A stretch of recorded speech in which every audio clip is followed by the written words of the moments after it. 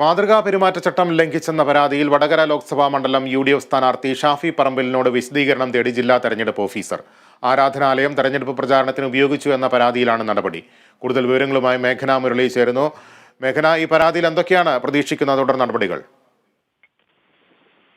ലതീഷ്, ഈ പരാതിയുടെ അടിസ്ഥാനം എന്ന് പറയുന്നത് ഈദ് ദിനത്തിൽ നടത്തിയ ഒരു പരിപാടി, അതായത് ഈദ് വിത്ത് ഷാഫി എന്ന പേരിൽ ഷാഫി പറമ്പിൽ നടത്തിയ ഒരു പരിപാടിയുമായി ബന്ധപ്പെട്ടാണ് ഈ പരാതി ഉയർന്നിരിക്കുന്നത്. ഇത് വലിയ തരത്തിൽ ആളുകൾ പങ്കെടുത്തിരുന്ന ഒരു പരിപാടിയായിരുന്നു. മാത്രമല്ല, ഇതിന്റെ ഒരു പരാതിയുടെ കാരണം എന്ന് പറയുന്നത് വടകര ജുമാ പള്ളിയോട് ചേർന്നിട്ടുള്ള വഖഫ് ഭൂമിയിലാണ് ഈ പരിപാടി നടത്തിയിരിക്കുന്നത് എന്നാണ്.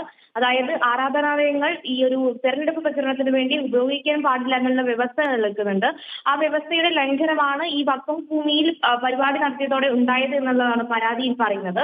ഇതിൽ പ്രാഥമികമായിട്ടും ഒരു പെരുമാറ്റച്ചട്ട ലംഘനം കണ്ടെത്തിയിട്ടുണ്ട്.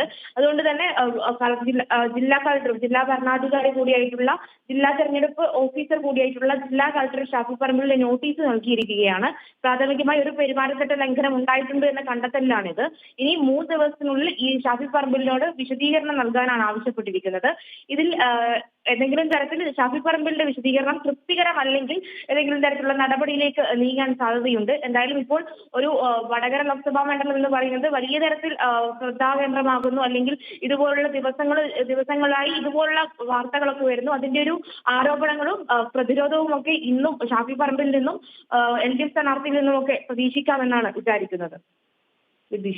ശരി മേഘന, മാതൃകാ പെരുമാറ്റച്ചട്ട ലംഘനത്തിൽ ഷാഫി പറമ്പലിനെതിരെ പരാതി വിശദീകരണം തേടിയിരിക്കുകയാണ് ജില്ലാ വരണാധികാരി. വിവരങ്ങൾ നൽകുകയായിരുന്നു മേഘന മുരളി.